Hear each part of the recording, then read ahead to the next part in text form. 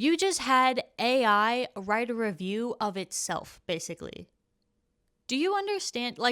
Do you see how silly that sounds? That sounds really dumb. You just had AI review itself. There's no human interaction involved in that at all. That's a transaction between machines that doesn't need to exist whatsoever.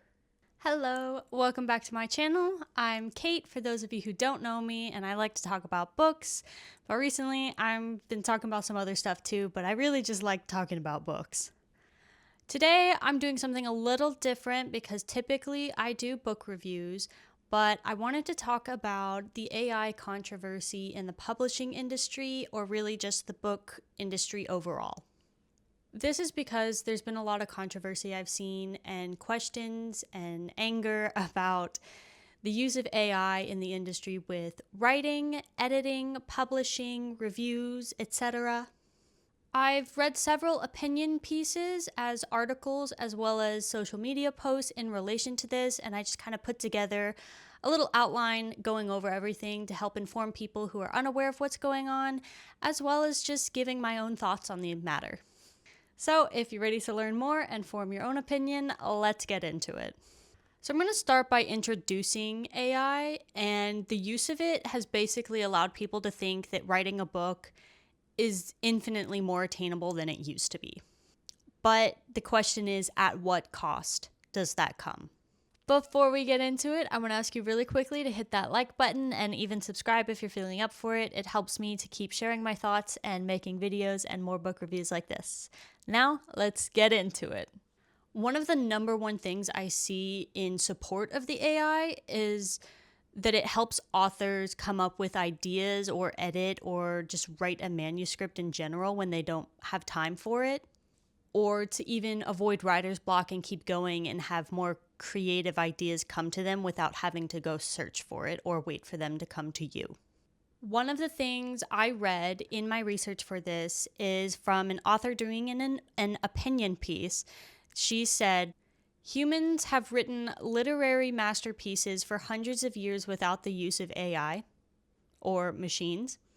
And there is more than enough evidence to prove that it's possible, that you don't need to be relying on this to keep writing or even start writing." And I really agree with this.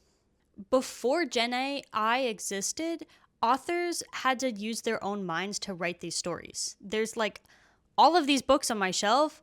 I'm willing to bet at least 95% of them were done without the use of AI in any form. Authors write because they enjoy writing. They enjoy the craft. It's not a quick buck for them. They're doing it because that's their passion. And why would they need AI to develop an idea when they already have one? I have seen several authors talk about how they got the idea for their book by reading a Shakespeare play, hearing a song, just seeing an image or a specific landscape and having something come to them, a single idea that births an entire story. So I realize I've talked about why they use AI, but I want to get into what AI is as we proceed into this. So I'm going to define specifically what we are talking about is generative AI, because there's many different forms of AI, but today I'm talking about generative AI. These are things like ChatGPT, Midjourney, Google Gemini, Stable Diffusion, Copy.ai, and many more. So chatbots, art bots, things like that. Gen AI also now includes things as Grammarly and Hemingway Editor, whose websites both say that their editing tools now use generative AI. In the past, this isn't how it worked, but it is now, so keep that in mind as well as I'm going through this. So moving into the different uses within the publishing or book industry that AI is used for, as the first one would probably be writing the book. So this is things like writing the manuscript, and authors will use it to put a prompt in and have ChatGPT or something similar generate either an entire manuscript or just paragraphs at a time for a book that they are putting no effort into other than a prompt saying hey, write a scene where a character does this, and it spits out however many words, paragraphs, length of a character going through something. This goes from the norm of sitting down and actually typing or writing a scene yourself, a paragraph, a whole manuscript.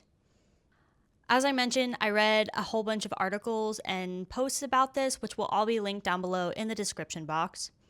And one of them said that they believe authors are using AI because they don't want to use their brain. They don't want to think. Because let's be honest, writing something does take a lot of brain power. I mean, just think back to when you might have been in school or currently are, and you have to write an essay, a dissertation, a thesis, anything along those lines. It does take a lot of time, a lot of work, but that's different as an assignment versus creative writing. And for an author to be using AI in writing is almost treating it like it's an assignment rather than a hobby or something fun to enjoy. Instead of researching new ideas or finding a blog or a Pinterest board or even talking out issues with their friends to avoid stagnation, they turn straight to AI to go through writer's block, to give me a new idea. I don't know what to do. They're looking for it to problem solve for them when they already have all the tools available to them to solve that problem. They just need to let it marinate sometimes. Some of the best authors let their stories marinate for a bit. You have to sit in it and think and wait for the best thing to come to you. And I really think that the point of writing is to go through that process and have what feels most impactful for your story come to you when the time is right. And personally, my opinion on this is I think authors using AI to write the manuscript are really just looking to make a quick buck. They're not looking to tell a story or share some impactful moment, fiction or otherwise. They just are in it for the money. I could be wrong, but from my perspective, that is how it appears. One of the other things I have seen is moving into the editing portion of publishing. We'll have people who are writing a manuscript on their own time, say they're a teacher or they work at a grocery store or anything, and they're just writing in their free time at home. But they'll say they don't have time to hire an editor. They don't have time to edit the story. And so it's just quicker and easier to use AI. But if you really think about it, what does the editing process entail? It entails not only going through spelling and grammar checks and formatting, but as well like restructuring story and finding plot holes. And I don't think that AI can really do that properly the way a person can interpret things, because AI is still a machine and people interpret things differently than a machine would. And then the argument of hiring an editor, from everything I've seen, now I'm unfamiliar with the traditional publishing industry, but everything I've seen related to it is that you don't pay for an editor. You query your book, you get an agent, and then it goes to editing and they send back to you if they need stuff rewritten. I'm referencing this specifically with editing because I've seen some authors who are very open about their process on TikTok and Instagram, such as Chloe Gong, Alex Astor, and Sasha Sloan, talking about getting edits back and needing to go through edits and having deadlines, because there is a certain amount of editing you of course do yourself, but that overall, that very time-consuming part of it, that is what the editor is for. That's not what AI needs to be used for. Now, of course, that would be a completely different story when it comes to self-publishing, and so I can understand why you might want to go that route, but then if you think about it, once AI makes those edits, if you really want your story to be good, you're going to have to reread that whole thing again, and if you're already doing that, you might as well save your time doing a bunch of prompts in an AI bot and just reread it and edit yourself. So once we have a manuscript that's been edited and is going to be published, one of the next things we're moving on to is probably a book cover and what the book looks like, which entails graphic design. So this is where generative AI such as Midjourney and other art-related generating bots come in.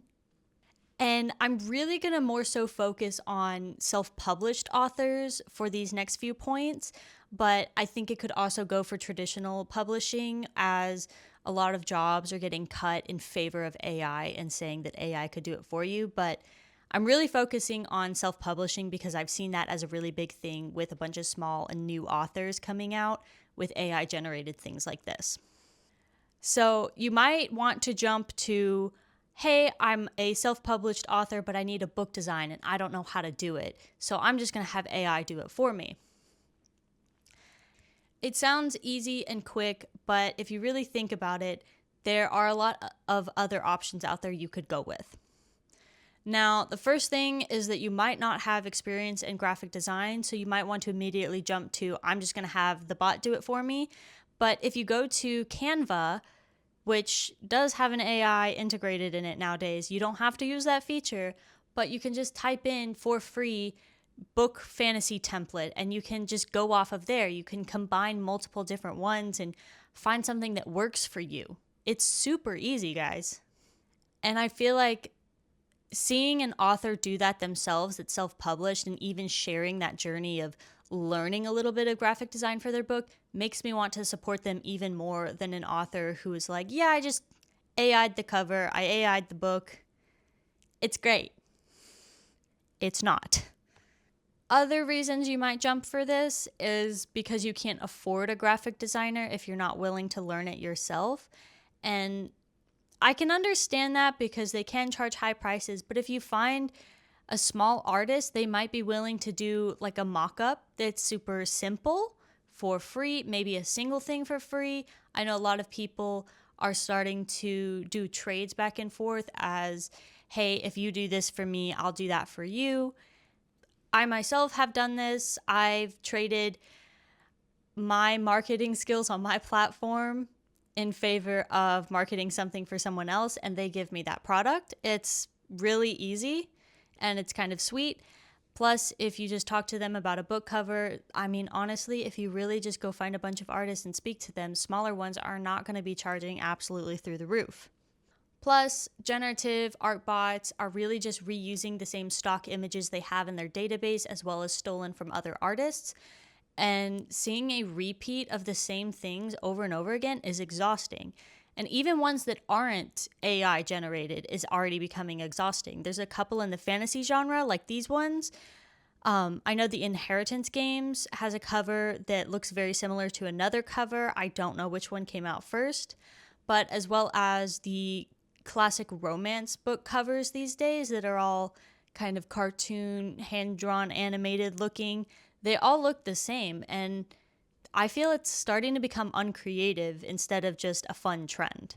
I really just see AI art as a copy-paste of someone else's art, whereas doing it yourself is a paraphrase of someone else's art. If you use like someone else's art style to train yourself, that's like paraphrasing something and going, yeah, it's similar, but I did this myself based on this idea. Whereas AI art is almost like copying something from a magazine, cutting things out and pasting them onto paper. That's not yours. You didn't draw it. You took other people's images and put them together. That is what AI art bots typically do, is they take other people's art and they mash it together. Moving into the marketing aspect, because say you already have a book, but you just don't know how to market that, is there are generative art bots that do marketing campaigns. I said art bots, AI bots, whatever. They do marketing campaigns now.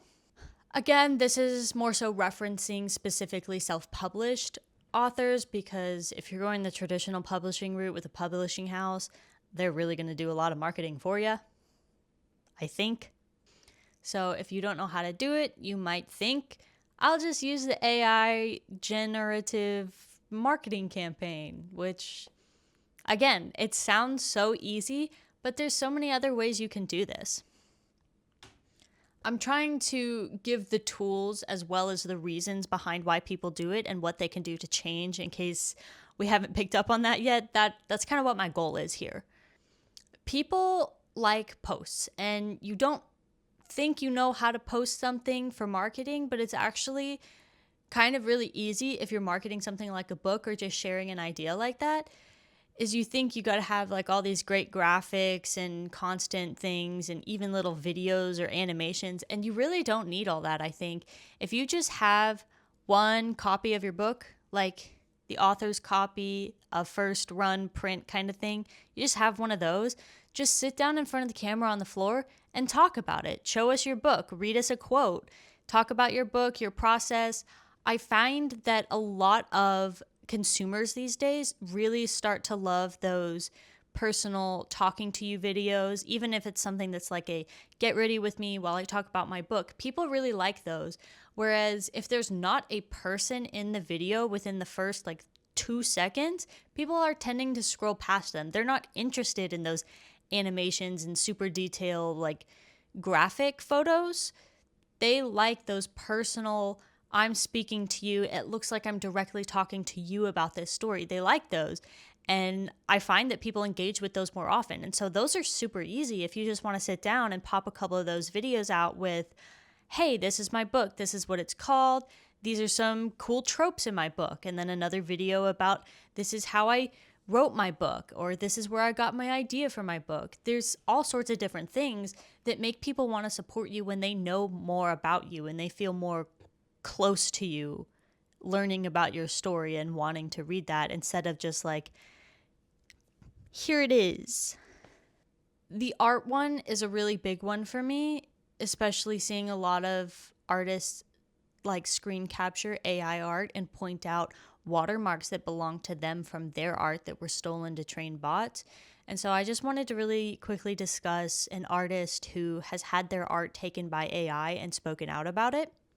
I may pronounce his name wrong, but Stanley Artgerm Lau is a Marvel and DC comic book artist who creates variant covers for comic books quite often and does art for them. And his art has been used to train a lot of AI bots. Now, I'm going to show you a series of his different works, and you might look at them and think like they look really similar to a lot of AI art you see. I'm not putting a single AI piece up here because I don't support that. This is all his art. And you can see that they look like AI art because so much of his art has been used to train AI art bots that it looks like his art. Like they come out in his style. Now, he did speak out about this, saying that he will die on the hill of human art because he believes that art is a humanly exclusive endeavor. Or exclusively human endeavor. My apologies. And despite his art being stolen to train AI bots, he truly believes that this is not quite so detrimental to him because he knows that his fan base that collects his comic books or his art is going to pay for the ones that has his name on it that he created and not some AI copycat version of his work. I just wanted to throw him in there really quickly as a real world example of an artist struggling with AI art and having their art stolen for other things, because he does do book covers for comic books, and I am talking about book covers. At the time of me outlining this, I kind of ended with marketing and art there at the industry, but I've realized it can continue because I've seen a lot of posts recently about content creators or book reviewers using AI to write their book reviews for them. Now, I personally don't understand why you would want to do this because a book review is your opinion on the book, and why are you asking AI to share your opinion? Why don't you share it yourself? But I think I'm starting to grasp that they're doing it for more followers, more traction. If you're familiar with NetGalley, which is where a lot of consumers get ARC copies of books, advanced reader copies, and things like that, to put in more reviews, you can get different or better books, more interesting books. So putting in more reviews like that quicker, I don't support this. I really do think it should all be your opinion that you're sharing, which is what I try my best to do. I feel like it's not very clear sometimes, but that's just me. I'm personable, I'm laid back. I try to share my opinion to the best of my abilities, even if it comes out a little messy. If you're doing this to write book reviews, just don't. I don't think a lot of people appreciate it. I know I sure don't. I just want to say, look at it this way. Say that an author used AI to write, edit, publish, market, book cover their entire manuscript, like all of that. Every single aspect of this book is just AI. And then you said, okay, I'll pick that one on NetGalley and I'll just get it over with. And you ask AI without even reading the book, write a review for this book, and then you post it up there. The author has received nothing. Now, first of all, like, we're not supporting the author because they used AI in writing this, but the author received nothing in compensation for their book going up there from you. You just had AI write a review of itself, basically. Do you understand? Like, do you see how silly that sounds? That sounds really dumb. You just had AI review itself. There's no human interaction involved in that at all. That's a transaction between machines that doesn't need to exist whatsoever. And then, even if it was a book that an author wrote and published themselves through traditional or self-publishing, they received no compensation for that, basically. If you didn't pay for that book and you just asked AI to write a review of it, what's the point? Book reviews are for the consumer. They're for people to know if they want to read the book from other people who have read the book. In the end, I hope this video was informative for some of you who might be interested in publishing a book or writing a book and just not sure about the use of AI. Is that a lot of people don't support it and they don't want to support it. And if they find out that you use it, they're going to stay away from you. I also hope it was informative for those of you who just didn't understand the controversy behind the use of AI in the writing and publishing industry in general. I do ask that you please remember that this video is kind of an opinion and informative piece on my part. I do share my opinion. I will stand on my moral ground of being against AI and trying my best to avoid it as much as I can. Though it was an opinion piece, I did try to incorporate explanations to the best of my abilities.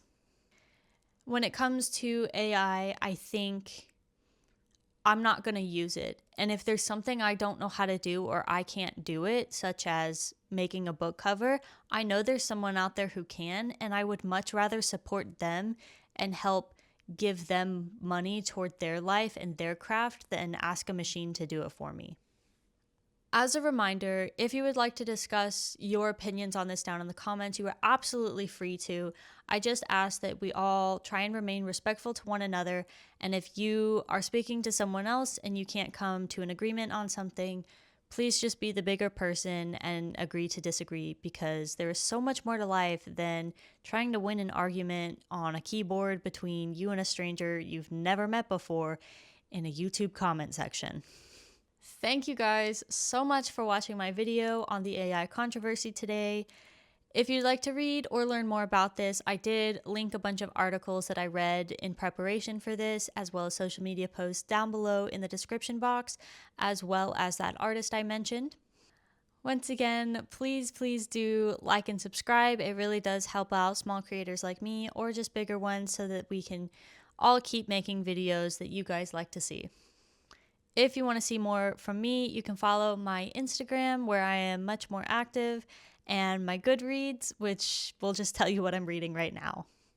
If you have any recommendations or suggestions, you can also drop those down below in the comments. I do my best to read them and add them to my notes if I get them. Thank you again for watching, and I hope to see you guys back around here soon. Bye!